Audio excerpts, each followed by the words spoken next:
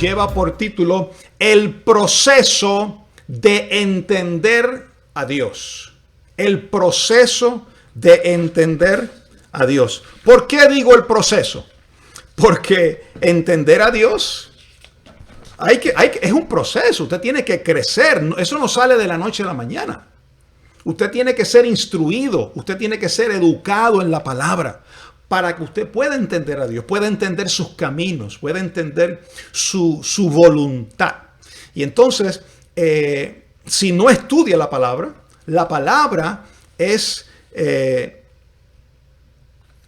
el lugar, es lo que Dios usa para que Cristo sea formado en ti. Y cuando Cristo es formado en ti, entonces tú comprendes la voluntad de Dios, tú comprendes el proceso de Dios, comprendes y entiendes a Dios. Y hoy vamos a hablar de ese proceso y vamos a comenzar con Romanos capítulo 12.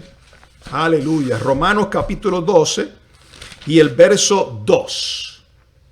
Dice: así que, hermano, verso 2, vamos a comenzar desde el verso 2 y luego vamos a retroceder al verso 1. Dice: no os conforméis a este siglo, dice la palabra, sino transformaos por medio de la renovación de nuestro entendimiento, para que comprobéis cuál sea la buena voluntad de Dios, agradable y perfecta. Bueno, vamos a desmenuzar este verso. Muchos quieren conocer cuál es la perfecta, buena y agradable voluntad de Dios. Para que usted llegue a poder decir que la voluntad de Dios en su vida es perfecta, buena y agradable, aunque sea desastroso en los ojos humanos, para poder usted llegar al convencimiento de que de alguna prueba, alguna experiencia negativa en los ojos humanos, usted pueda llegar a entenderlo y decir, esta es la perfecta, buena y agradable voluntad de Dios. Usted tiene que renovar su entendimiento para eso. Entonces, eso no se renueva con mirando novelas o mirando una película en el cine. Y no es que eso sea malo. A mí me gustan las películas para entretenerme y me gustan los programas de televisión. Yo no estoy diciendo eso, pero lo que Dios usa para renovar tu entendimiento es la palabra. Entonces, mira lo primero que te dice: no te conformes a este siglo. Entonces, antes de que tu mente sea renovado, tiene que haber una negación, una muerte a lo que se ve en este siglo. Eso te implica que vas a tener que irte en contra de la corriente. Fíjate cómo dice el capítulo 12, verso 1. Así que, hermanos, os ruego por las misericordias de Dios. Este es el verso anterior, el contexto. Que presentéis vuestros cuerpos en sacrificio vivo. Fíjate, hay que sacrificar el cuerpo. Para tú poder renovar tu mente, primero tienes que sacrificar tu cuerpo, sacrificar tus intenciones, sacrificar tus deseos carnales. Porque eso es lo primero que te va a surgir para tú poder. ¿Qué es lo que busca el hombre? Satisfacer sus necesidades, satisfacer sus propios deseos. Al hombre no le interesa, al hombre carnal me refiero, no le interesa el vecino, no le interesa a Dios, no le interesa ni el compañero de trabajo ni el familiar. Lo que le interesa es uno mismo. Eso es lo que el hombre carnal busca, lo de uno mismo. Y entonces lo primero que dice Pablo que hay que hacer, antes de renovar nuestro entendimiento, que presentemos nuestros cuerpos en sacrificio vivo, santo, agradable a Dios. Pero ¿cómo se hace eso? Dice que es vuestro culto racional. Eso es algo que se hace con la mente. No es que tú tomas tu cuerpo y tú lo sacrificas y tú le das azotes y caminas de rodillas por una escalera. No. Esto es un culto racional. Se hace con la mente, donde tú llevas cautivo. Yo le estaba hablando a mi esposa esta mañana en el desayuno. Lo importante de llevar cautivo, de sustituir un pensamiento malo por un pensamiento de bien. Y eso requiere muerte. Eso no se hace así, me lo voy a sustituir. No, porque el pensamiento de este siglo te abarca, te abruma, te ministra depresión, quiere acapararte, quiere apagarte el gozo, ¿verdad que sí? Quiere apagarte la fe, quiere apagarte ese buen ánimo y meterte en un ánimo de depresión. Entonces usted tiene que morir, tú tienes que llevar cautivo. Y eso se hace en la mente. Eso se hace con un culto racional. Pero para eso tú tienes que conocer la palabra para renovar tu entendimiento. Mira cómo dice este pensamiento. Para entender la voluntad de Dios, tiene que haber una transformación en nuestro entendimiento, y esa transformación es a través de su palabra. Por eso es que tenemos que estudiar la palabra. Esto no es algo que usted estudia una vez al mes o una vez cada 2 semanas. No, la palabra debe ser un alimento suyo diario, donde usted se alimenta de esta palabra todos los días, aunque sea una pequeña porción, pero que, aleluya, hasta que esa palabra, hasta que esa semilla quede sembrada en tu corazón, que tú lo puedas entender. A veces yo estoy leyendo la palabra en mi devoción con el Señor, y les voy a ser honesto, empiezo a leer el primer verso y mi mente anda en el trabajo. Y tengo que otra vez volver a leer. Y la segunda vez todavía mi mente está en una situación que pasó el día anterior, porque la mente no se quiere sujetar. Pero vuelvo otra vez y empiezo a leer. A veces lo leo en voz alta hasta que mi mente es agarrada por la palabra y comienza a fluir la palabra, a fluir la revelación de Dios, a fluir el Espíritu Santo con palabras dadas del Espíritu. Y cuando ese momento llega, ya yo quedo concebido de la palabra. Ya esa palabra queda sembrada en mi corazón. Y esa es la palabra, ese es el alimento que hoy yo me llevo para caminar y estar firme en cualquier situación de la vida. Por eso es importante que hay que morir a uno mismo para hacer la voluntad de Dios. Entonces, el tema hoy es el proceso de entender a Dios. Yo he visto y lo he sufrido en carne propia, ¿verdad? En mi vida. He visto familiares, he visto amigos, he visto compañeros de trabajo, compañeros de ministerio, a través de toda mi vida. Cómo en la prueba. ¿Usted no se ha fijado que la gente que no creen en Dios, la mayoría lo que dice, ¿y por qué hay tanta hambre? Si hay Dios, ¿por qué hay tanta pobreza? ¿Y por qué hay tanta hambre? La hermana Ligia allá en Nicaragua, en Honduras, Ligia Suazo, un saludo para usted que nos está viendo desde Honduras, un abrazo, y recibimos que esta palabra la levanta y la sostiene y la edifica. Yo he visto a veces las personas que no creen en Dios siempre vienen con un argumento diciendo, si Dios existe, ¿por qué hay tanta pobreza? ¿Por qué hay tanta hambre? ¿Por qué hay tanta destrucción? ¿Por qué la pandemia?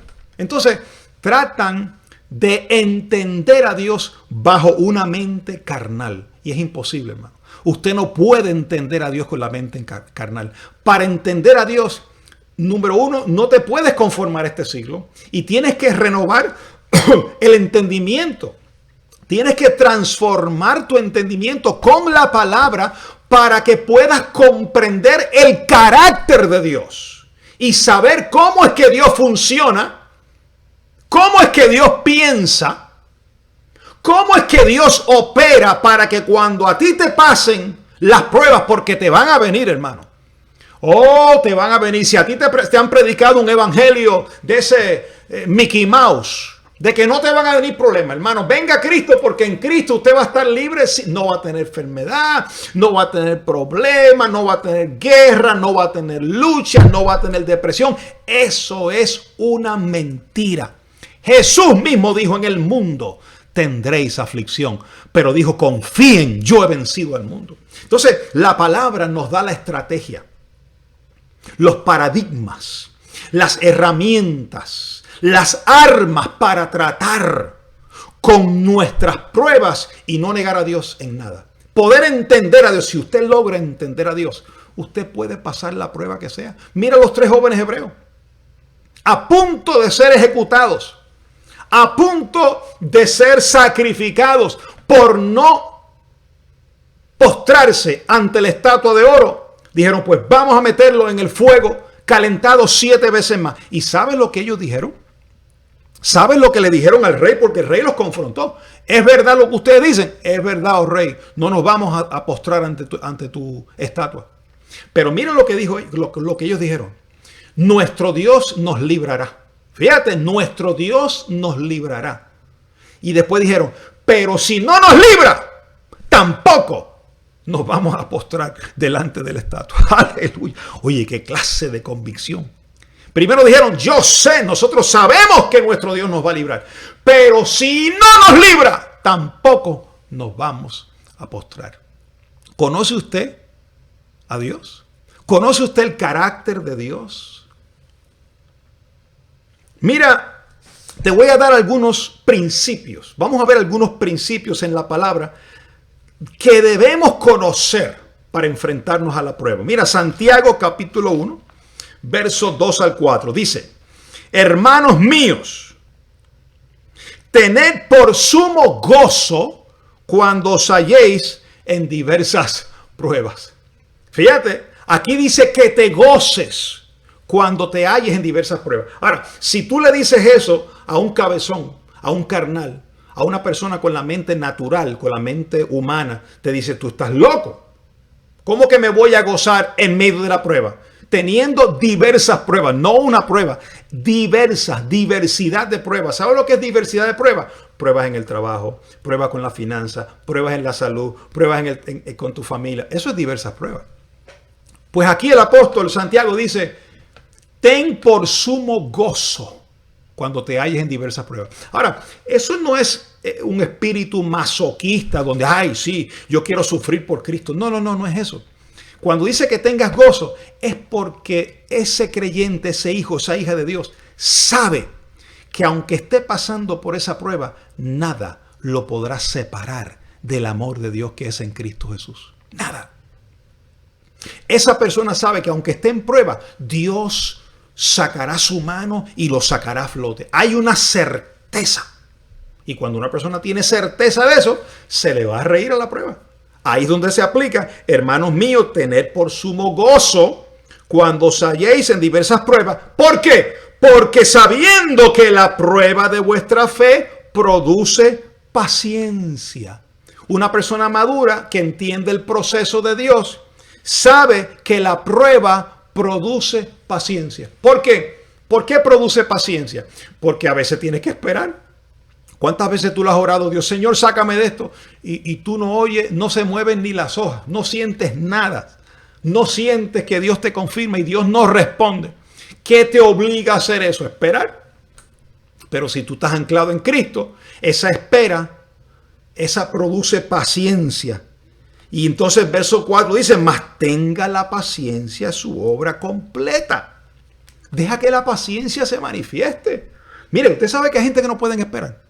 Oh, Dios mío, estoy tocando un botón ahí que le está tocando a alguien el dedo. Hay gente que no puede esperar. Y Dios lo que quiere es que tú esperes. Póngalo ahí. Yo quiero aprender a esperar. ¿Sabes por qué? Porque si tú no aprendes a esperar, te vas a precipitar, te vas a adelantar a lo que Dios tiene preparado para ti. Por eso dice aquí, mas tenga la paciencia su obra completa. Deja que la paciencia se manifieste y vas a ver que esa paciencia va a formar a Cristo en ti. Y va a llegar un momento que tú estás tan tranquilo que si se tardó una semana o un mes o un año en Dios contestar eso, tú puedes gozarte en la prueba y puedes tener paciencia sabiendo que mi Dios pues suplirá todo lo que me falte conforme a sus riquezas en gloria. Aleluya. Mira cómo dice. Mas tenga la paciencia, verso 4, su obra completa, ¿para qué? Para que seáis perfectos, maduros y capaces y cabales, sin que os falte cosa alguna. Eso es lo que Dios quiere con nosotros. Dios no es que quiere darte por encima con una prueba. Aquí te estoy por cabezón que eres. No. Dios lo que quiere es que crezcamos, que seamos perfectos, maduros, cabales, capaces, que no nos falte nada. ¿No es eso lo que quiere un buen padre para su hijo, para su hija? Que pueda manejar bien sus finanzas, que pueda manejar bien el vehículo que se le compró, que pueda manejar bien su libertad en la calle, sus estudios, su vida, sus amistades. ¿No es eso lo que todo buen padre quiere en su hijo, en su hija? Pues eso es lo que Dios quiere con nosotros. Pero ¿cómo es que Dios nos perfecciona? ¿Cómo es? Es a través de la palabra, naturalmente. Pero ¿qué es lo que usa para probar esa fe? Él usa las pruebas. Dios usa las pruebas. Entonces hay gente que no quiere entender eso, no quieren aceptarlo. Ponga ahí, que la paciencia tenga su obra completa en mi vida. Póngalo. Que la paciencia, dejaré que la paciencia tenga su obra completa. Esperaré en Dios. Pero esa espera no es viviendo por lo que se ve. Esa espera es creyéndole a Dios, teniendo por sumo gozo cuando os halléis en diversas pruebas. ¿Tú sabes cómo estaban los 3 jóvenes hebreos en el horno? Dice que se paseaban. ¿Te atreves a pasearte tú en la prueba? ¿O eres tú de los que te metes debajo de la sábana y no sales en 3 días? Oye, hello, ¿qué tú haces en la prueba? ¿Te sucumbes? ¿Se te va el gozo? ¿Se te va el semblante? Tú sabes que hay gente que son tan crecidos en la palabra que aunque estén en prueba, tú no lo notas. Porque han sabido dejar que la paciencia tenga su obra completa. Es más, ellos hasta se gozan en la prueba. Si ellos no te lo dicen, tú ni te imaginarías que están en una prueba. Pero hay otros que cuando tú los ves, lo marcan en su rostro, en su semblante, en su frente. A una milla de lejos usted sabe que esa persona está en una prueba. Porque es que todo lo que dice viene relacionado a eso. Hay un lamento, hay una queja, hay una murmuración, hay una blasfemia, hay palabras necias que salen de su boca. ¡No! Mi hermano, no. Dios quiere que tú madures. Dios quiere que seamos instrumentos de gloria. Dios quiere mostrar. You know that God is a show off. Dios es un Dios que le gusta mostrarse. ¿Y a través de quién se muestra? A través de ti, a través de sus hijos. Dios les gusta mostrarse a través de sus hijos, a través de nosotros. ¿Y cómo lo hace? Que cuando tú estás en prueba, tú glorifiques al Señor y estés en pie. Y cuando otros te miran, ¿a quién dan gracias? Y dices, wow, a la verdad que Dios ha sido tremendo en la vida de Carlos. Dios ha sido tremendo en la vida de Delmi. Dios ha sido tremendo en la vida de fulano y sutano. Dios es glorificado. Por eso es que la Biblia dice en Efesios 2:4 que Dios nos sentó en lugares celestiales para mostrar en los siglos venideros las riquezas y las abundantes riquezas de su gracia. Dios te usa a ti. No te gozas tú, no te jactas tú cuando tu niña de 7, 6 años, tú la pintas, le peinas bien el pelo, un lacito y le pones un vestidito nuevo y tú quieres que los hermanos y los vecinos y tus familiares la vean y digan, ay, qué nena tan linda, ¿verdad que te gusta? Eso te da orgullo como madre. Pues Dios es igual.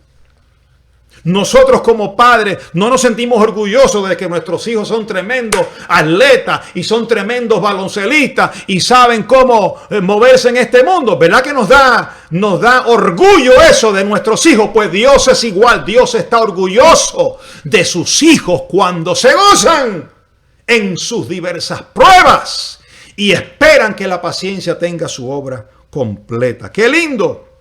Mira cómo dice Hebreos capítulo 6. Verso 12. A fin de que no os hagáis perezosos, sino imitadores de aquellos que por la fe y la paciencia heredan las promesas. Usted tiene que esperar. Y encima de la paciencia hay que añadirle fe. Dice, con la fe y la paciencia se heredan las promesas. Usted tiene que creerle a Dios. Así cuando usted espera, no es esperar a que, ay, pues Dios, vamos a ver si Dios me saca de esto. No. Usted está esperando hasta que la paciencia tenga su obra completa. Y cuando le preguntan, usted dice, yo estoy confiado. Yo estoy llamando las cosas que no son como si ya son, como si son. No es como si fuesen. No. Yo llamo las cosas que no son como si son.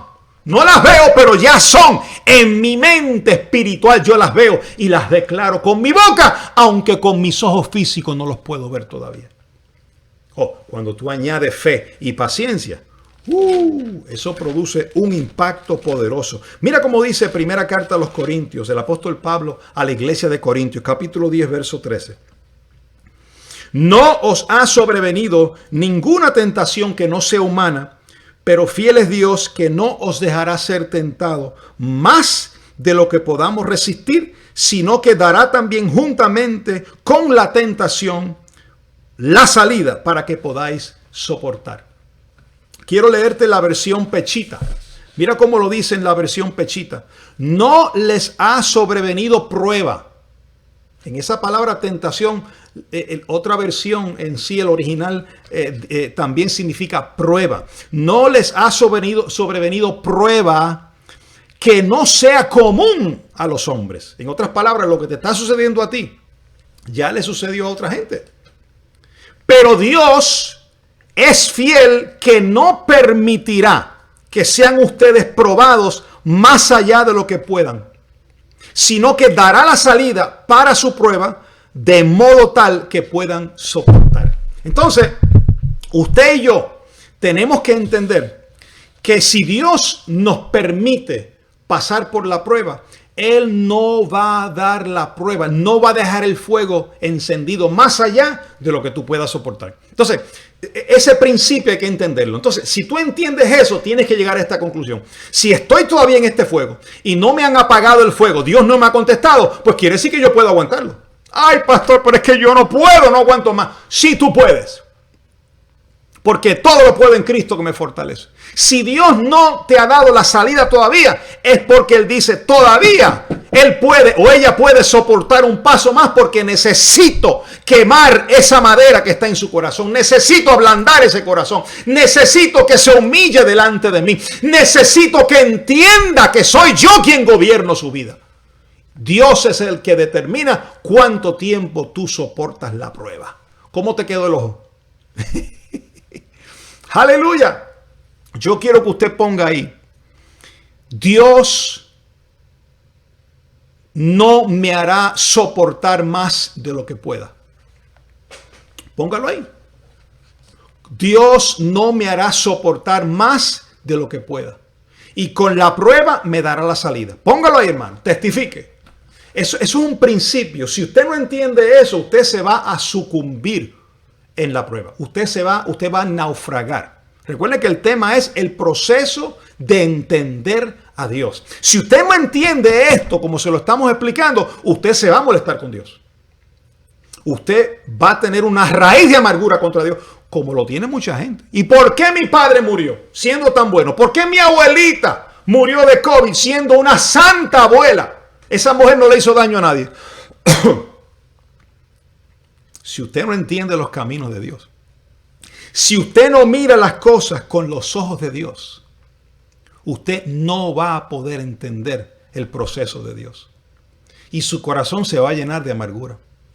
Mira cómo dice Hebreos capítulo 12 y el verso 15. Mirad bien no sea que alguno deje de alcanzar la gracia de Dios, que brotando alguna raíz de amargura os estorbe y por ella muchos sean contaminados. ¿Sabe cuántas personas pasaron por una prueba, no supieron entender a Dios, se les creó una raíz de amargura contra Dios, y esa raíz es un estorbo para la gracia de Dios en sus vidas, y no solamente para ellos, sino que han metido en sus hijos y a sus nietos en eso también, y eso ha contaminado su generación. ¿Usted sabe cuánta gente vive en eso hoy en día? Y todo es por una prueba. No supieron cómo interpretar el proceso de una prueba. Mire, ¿cómo hubiera sido la vida de Job si Job hubiera reaccionado distinto? Cuando le llegaron las noticias de que perdió a sus hijos, el ganado, la casa, todo, dice que él se rasgó el vestido. Eso es parte de la humanidad. Si hay que llorar, lloramos. Claro que sí. Por eso es llorar con los que lloran. Si hay alguien que está llorando, pues hay que llorar con ellos, seguro, porque está en dolor. Él se rasgó el vestido. Hizo luto, se puso sobre ceniza. Pero oye, por su boca no salió despropósito alguno. En ningún momento él desacreditó a Dios. En ningún momento blasfemó contra Dios.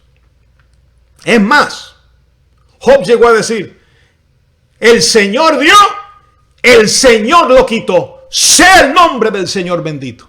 Mano, para llegar a ese punto y decir eso, usted tiene que tener la mente renovada. Mira que la mujer de él no soportó. La mujer dijo, pero maldice a Dios y muérete, que tú me estás haciendo sufrir con todo eso que tú estás viviendo y no acabas de maldecir a Dios. Yo tú lo hubiera maldecido y me muero. Y entonces, en un momento él dijo, yo sé que mi Redentor vive y yo sé que de estas piedras él me levantará. ¡Aleluya! ¡Qué lindo! Yo recibo que Dios esté tocando tu corazón en esta hora. Hermano, mire, yo le decía a mi esposa esta mañana, Adelmi, hay muchos ministerios que tienen diversidad de dones. Hay ministerios de alcance. Qué lindo ver vidas llegar a la congregación y en las calles se convierte la gente, los drogadictos, y vienen al Señor en las congregaciones, en las campañas. Eso es lindo. Pero después que esos hermanos se convierten allí, ¿qué pasa con ellos? Los hacen doblemente esclavos. Porque empiezan a aprender una doctrina que los hacen esclavos y a veces viven peor a como estaban antes. Pero esa es la función de ellos, alcanzar almas. Pero después no los perfeccionan. El caso, la función del ministerio Te Exaltamos Dios, es perfeccionar a esos santos que ya vinieron a Cristo. Hay que salvarlos con la locura de la predicación. En este ministerio te enseñamos a crecer en medio de la prueba. Por eso tú no has visto que ese es el enfoque que Dios no siempre nos pone en este ministerio. El segundo aspecto de la salvación. Y siempre hablamos del primero. La salvación no se pierde. Oh, si es eterna. Fuimos predestinados antes de la fundación del mundo. Muertos al pecado. Sentados con Cristo en lugares celestiales. Con ángeles a nuestro servicio. Prosperados en todas las cosas. Heredando el reino. Eso sí. Pero después te llevamos a vivir esa vida del Espíritu. A reinar aquí en medio de la prueba. Te enseñamos a llevar cautivo el pensamiento. Te enseñamos a buscar a Dios. Te enseñamos a creerle a Dios. Te enseñamos a entender el proceso de Dios. Porque si no te quedas niño, te quedas con la primera experiencia de conocer a Dios y empiezas a echar fuera demonios y empiezas a hacer un montón de rudimentos en tu vida que te hacen doblemente esclavo. La función del ministerio Te Exaltamos Dios dentro del cuerpo de Cristo es capacitar a los santos para la obra del ministerio. Aquí en este ministerio usted tiene que crecer. Usted no va a estar aquí 2, 3 años y quedarse la misma persona. Aquí usted crece. Aunque no nos estemos congregando, estamos creciendo. Oh, gloria a Dios.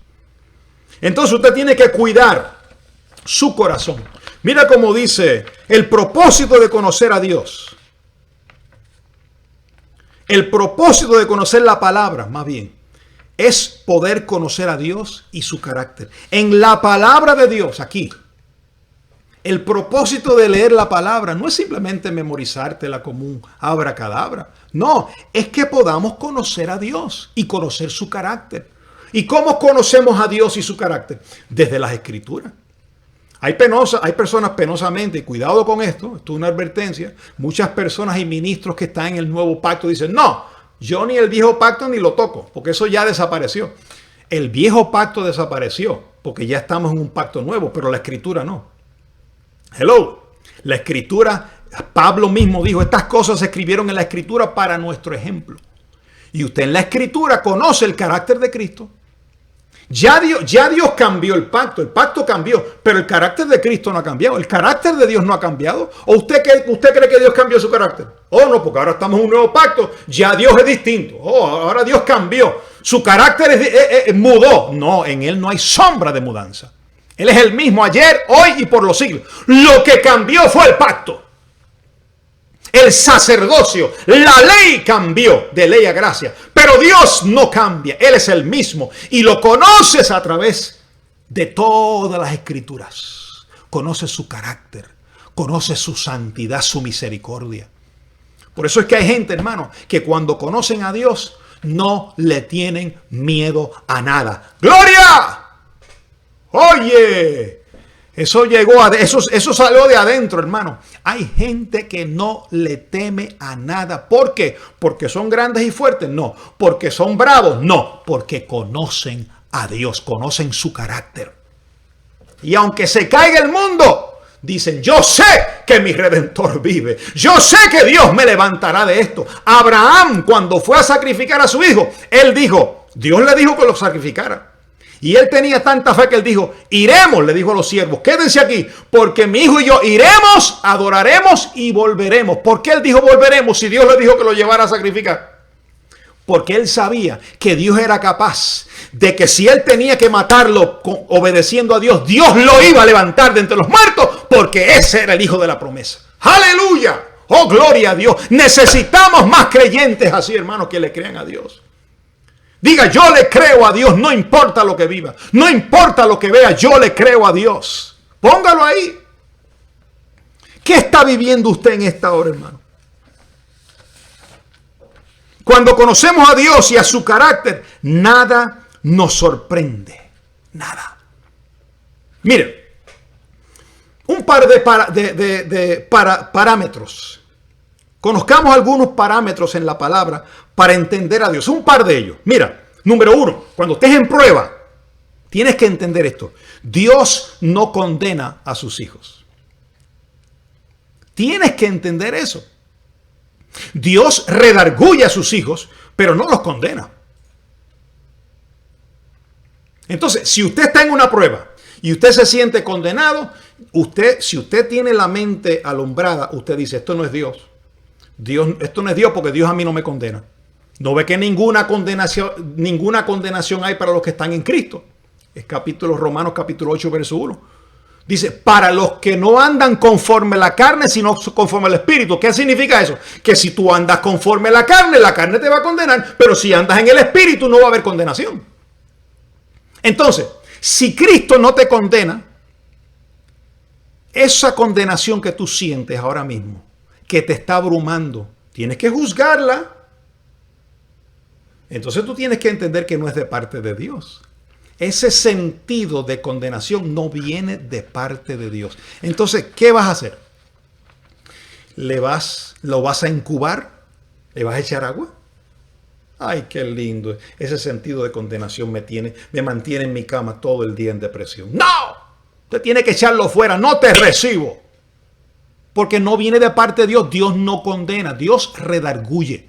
¿Cuál es la diferencia entre redarguir y condenar? Que la condenación te tumba. El redarguir te da esperanza y te consuela.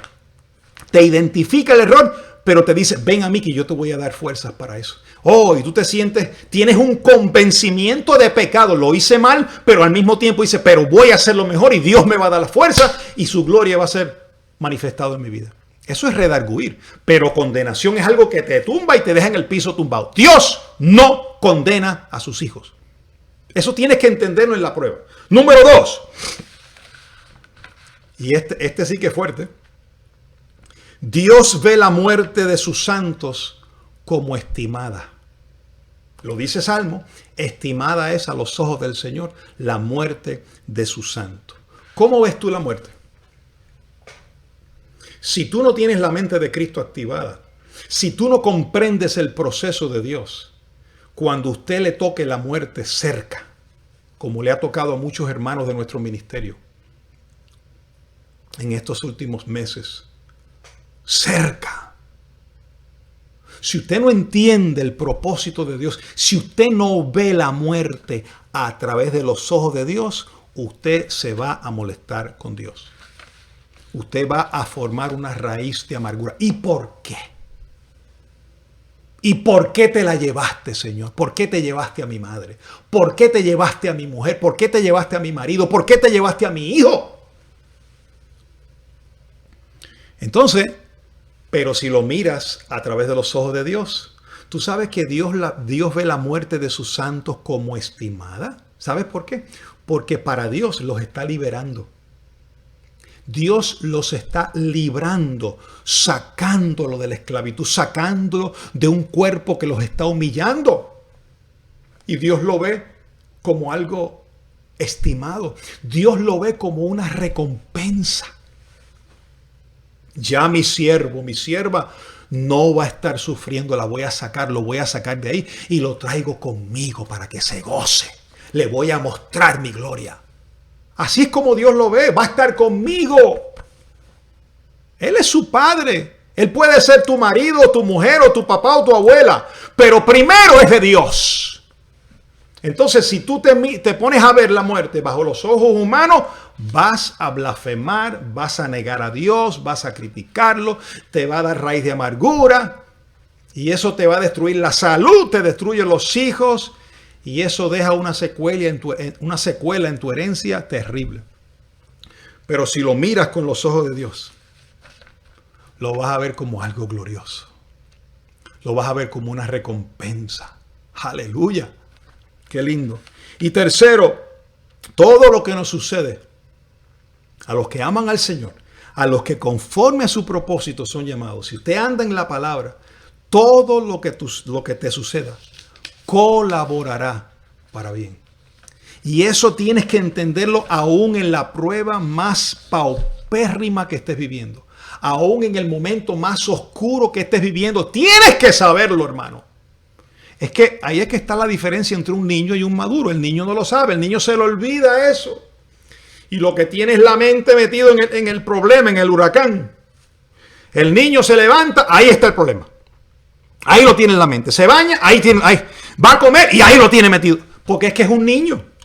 Pero el que es maduro se levanta por la mañana y cuando le viene el problema, el pensamiento, dice, momentito, no, yo no sé qué voy a hacer, pero sí voy a adorar a mi Dios. En medio de esta prueba le voy a dar gracias a Dios porque mi Dios pues suplirá todo lo que me falte conforme a sus riquezas en gloria. Aleluya. Santo, santo, santo. Qué lindo. Sé que están escuchando, me dice escuchando en Tegucigalpa. Hay un grupo escuchando, qué lindo. Desde Honduras están viendo por primera vez. Oh, gloria, recibimos los ojos de muchos alumbrados. Hermano, mire, oiga esto, miren esta lista rapidito que voy a decir. Para entender a Dios, si usted quiere entender a Dios y su propósito, tienen que suceder todo esto en tu vida. Mira, ponga la atención. Para entender a Dios, hay que mirar lo que no se ve. Eso significa que te tienes que hacer el ciego a lo que estás mirando y mirar lo que no se ve para entender a Dios. Hay que llamar las cosas que no son como si ya son. Hermano, tienes que entrar en locura. Por eso que dice salvando a los creyentes por la locura de la predicación. Hay que hablar lo que creemos. Sí. Para entender a Dios usted tiene que hablar lo que creemos, porque la fe es por el oír. Usted tiene que confesar lo que usted ve, llamando las cosas que no son como si fuesen, teniendo el mismo espíritu de fe. Creí, por lo cual hablé. Tienes que hablarlo. Eso no es quedarte, hermano, si usted sabe cuál es la bendición de hablar la palabra, porque si te callas, hablará tu mente. Usted no se ha fijado que cuando usted habla, la mente se calla.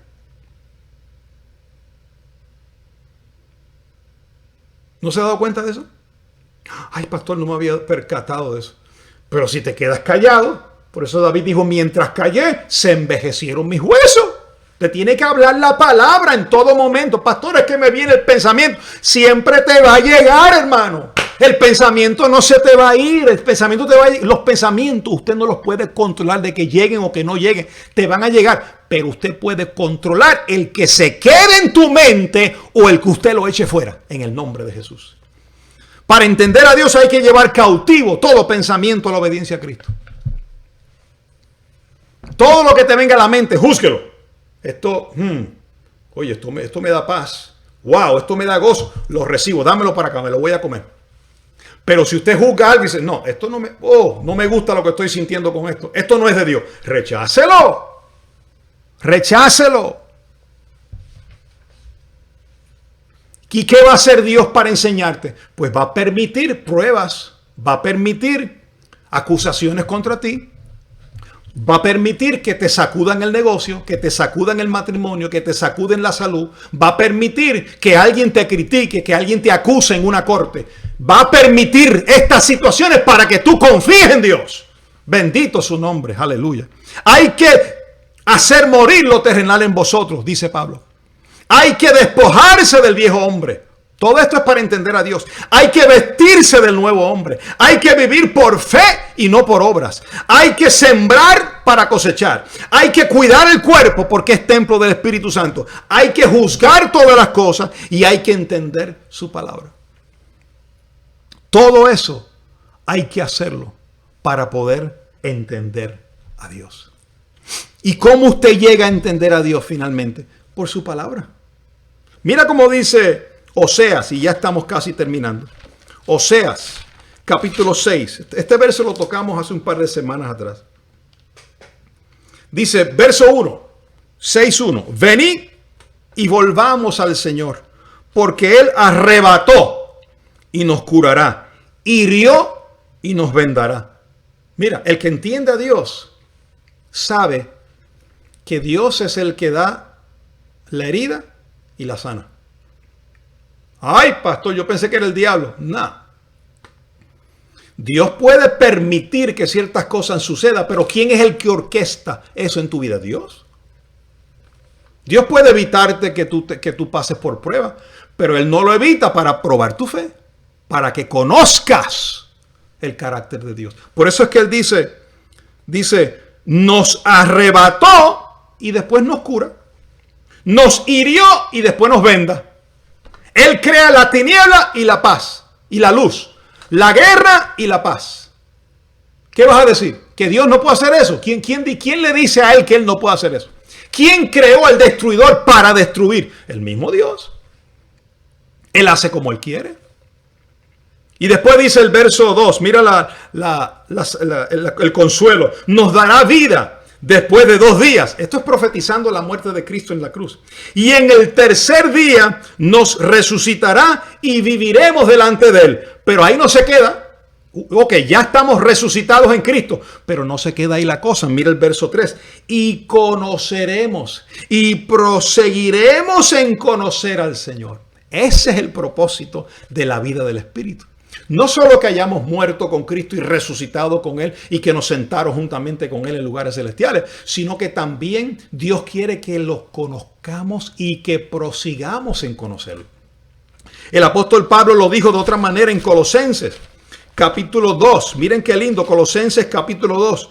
Porque quiero que sepáis, verso 1, cuán gran lucha sostengo por vosotros y por los que están en la Odisea y por todos los que nunca han visto mi rostro, incluyéndonos a nosotros, para que seáis consolados sus corazones, unidos en amor, hasta alcanzar todas las riquezas de pleno entendimiento, a fin de conocer el misterio de Dios el Padre y de Cristo, en quien están escondidos todos los tesoros.